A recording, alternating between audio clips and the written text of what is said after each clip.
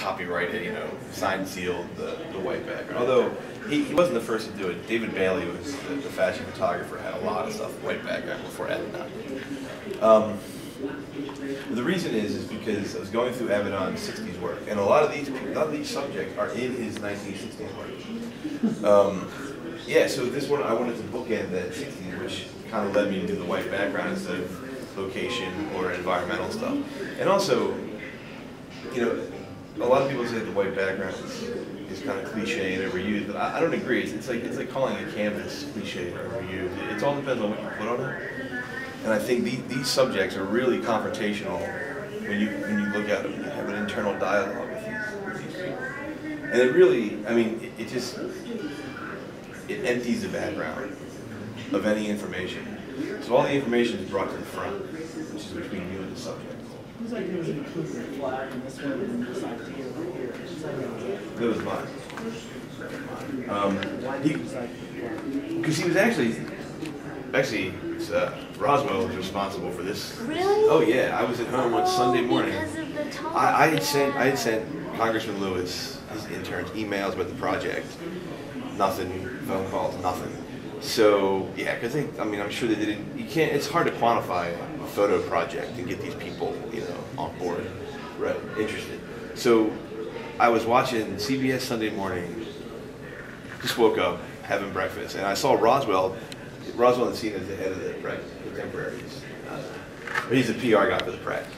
Put on Twitter, hey, me and John Lewis at Harbor East, signing books. And I was like, whoa. I got dressed at about, 8 o'clock on Sunday morning, grabbed the background and went down to the harbor and went upstairs. And I was like, hey, I'm here. Can I get a photo? I have one of my... What about the flag? That was there in the hallway.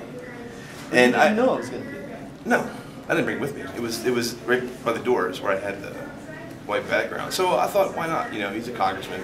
I wanted to see, and there was a great photo of I think it was Gerald Ford that Avedon did. It's one of the few props he ever used was with the flag. So it's a little nod to that one. Okay. It's a Gerald Ford thing. The picture of Mulholland. That's her. And she was giving those out at Freedom Summer. I drove down to the Freedom Summer conference for the reunion, and actually a really funny story. A lot of this has been good fortune. I was meeting with Melvin Van Peebles. He's the director in New York. Blaxploitation, very famous, did Sweet Sweetback, fantastic movie, great soundtrack. Mario's father, Mario from New Jackson, not Charles River. Anyway, so I was coming back down and I heard on NPR they were interviewing the woman who put the Freedom Summer Conference together. This was on Sunday, so this Thursday, Jackson. So I pulled over and called my assistant, Helgi, my Icelandic assistant. I said, how do you feel about driving in Jackson, Mississippi on Thursday? He said, okay, I'm in. So we left at 5 a.m. on Thursday, drove down, straight down, 16-hour drive, right down to Tougaloo College, where the illness has gone on. Yeah, got there on Friday morning. Or we got there Thursday, but it was already closed, obviously, so we got there Friday morning. And I didn't have any media credentials. They didn't give all the media credentials out. I said, well, I'm just going to try to do it. So I walked into the media office, and it was all older ladies, and I was like, I think I got you. Excuse me, ladies, how's it going? And so I'm with the Reginald Lewis Museum doing this thing. One lady was like, what you gonna do for me? I was like, man, I'll massage your feet, you let me in here. And she was like, all right, I'll think about it, but you just go ahead and set up where you want. So she's very nice. She's very nice. So I was in the lobby of the conference, and Bob Moses came out, and Julian Bond came out, and Rita Schwarner came out, and just hanging out in the lobby. Wow. And I have a lot, there's a lot more. This is Fannie Lou Hamer's grandniece. She was there getting a pretty rare photo of Fannie that no one had actually seen before. It was a presentation. A photographer had found it on a roll of film and gave it to her, processed it. So for the photographers here, I also got Matt Herron. He's a very famous civil rights photographer. I met him, got his portrait. I met 3 of the civil rights photographers from Freedom Summer that were also at the conference. And then I ended up touring the civil rights photography show with Danny Glover. I managed to talk my way onto, He's a great guy. If you ever, he's great, man. He's tall. This guy's big. This guy's big. Yeah, he's great. So the reason that Dr. Lowry's portrait is the only horizontal one so far in the show is that from here down he's wearing pajama bottoms. He came out and he was relaxed. He's like, I don't feel like it. He's like, how about you take me from there up? And when someone that big says that, you don't argue, you know. Like, I'd say it's not. This is all cropped in camera. So this is all in camera. There might have been a sliver of PJ like right there. That's what I was gonna say. Yeah, but I mean, really, it was like that because we set up his chair, and this is in his living room with just 2 strobes, 2 soft boxes. And yeah, it's not, none of the white backgrounds are photoshopped. In other words, they're not cut out and put. I have paper, and most of these, especially the Maryland ones, and the Maryland wall out here, which we can go to in a second, those are all shot in available sunlight. This is all shaded sunlight down here to really bring out, yeah, so it's not as harsh, and it's a lot more natural and telling. All those are shot outdoors. And this one is on the balcony. Yes, this is on the balcony out here. He came, this is Dr. Karenga, the founder of Kwanzaa. And he came, he came, well, yeah, around Kwanzaa. So yeah, we met here, right? Yeah, and just had him on the balcony, background set up. I keep it in my car with me in case I need to stop somewhere. So I have. No, this is a half one. This is a small one. Yeah, and it's perfect for this type of portraiture. Dr. Lowry was the long one because I brought the big one in for him. I mean, I took my big one down with me, obviously, because I didn't know what I would need. But yeah, I shot about 30 people at the conference. I mean, I've got freedom riders, I've got attorneys, you know, who bailed people out. You know, it was. I had about 10-15 minutes with each. Enough to get a selfie with, you know, Bob Moses. I know, I have friends like Lester Spence, Dr. Spence, and he couldn't believe these were coming up at my feet. He's like, I'm like, I know, it's like, So the project now is going to go from the Civil Rights era to the Black Power era. So I'm going to concentrate on getting out to California for Angela Davis, getting down to Auburn for Dr. Cleaver. Kathleen Cleaver is a teacher down there. She's a professor. Get down there with her.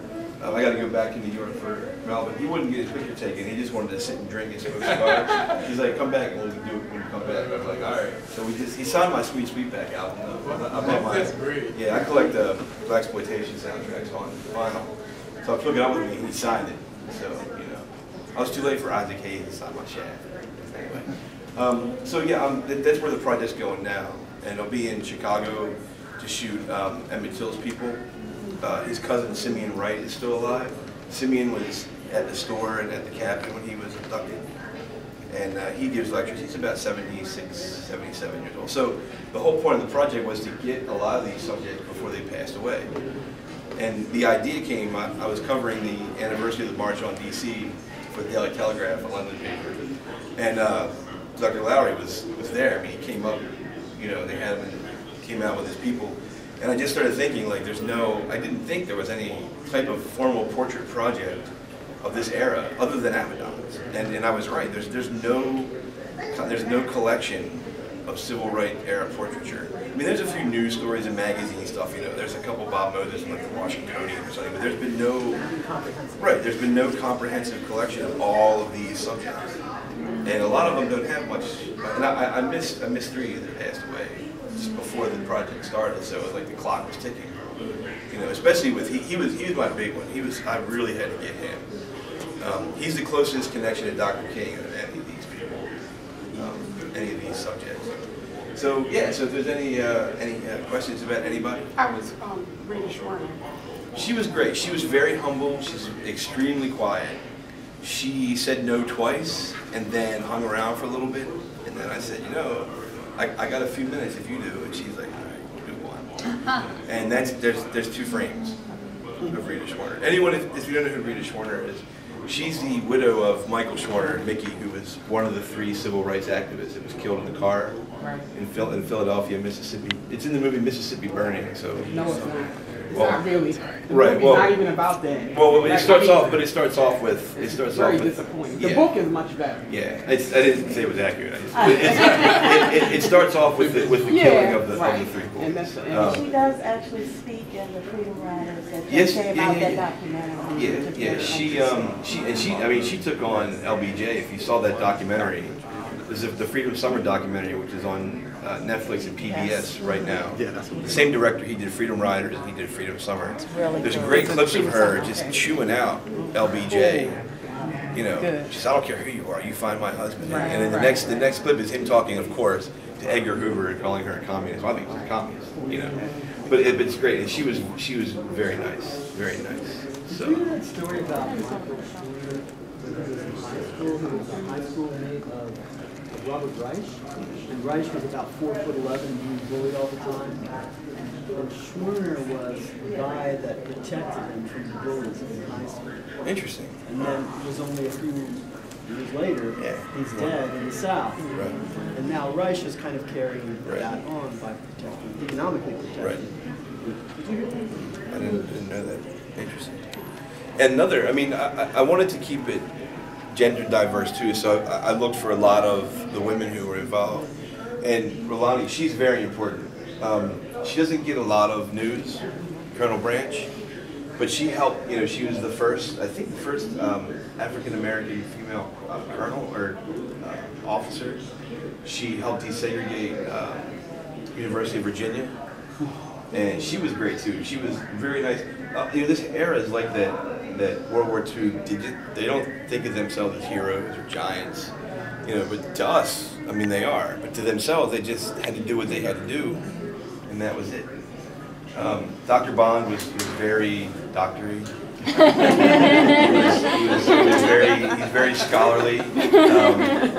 You know, it's funny. It's like I had the opportunity to meet Woodward and Bernstein, the guys that did the All the President's Men, and I compared meeting Dr. Bond and Bob Moses to those two guys because this is Bob Woodward. Julian Bond was the nicest, very, very straight, friendly. He's like, "You're doing a book, son?" I was like, "I hope so." He goes, "I like books." You know? And then Bob Moses was, "Hey, come on, man, how's it going? Let's get this done. Like, let's do this." And it was just interesting to see these two giants of that era, you know, play off each other. So that was great. And So that was my question. Yes, Are ma'am. you doing a book or what's? I'm working with Dr. Karen Hooper from Morgan State, who is doing the audio. She's interviewing everyone. So she's kind of behind the scenes, but we're hoping to have a book. We have enough now for a book dummy, and then but I'm just going to keep doing it until about 2016. I think it should wrap up. So, but it's ongoing. So I'm trying to get them as fast as I can. So the Maryland Wall is actually really interesting. If you guys would come talk to me.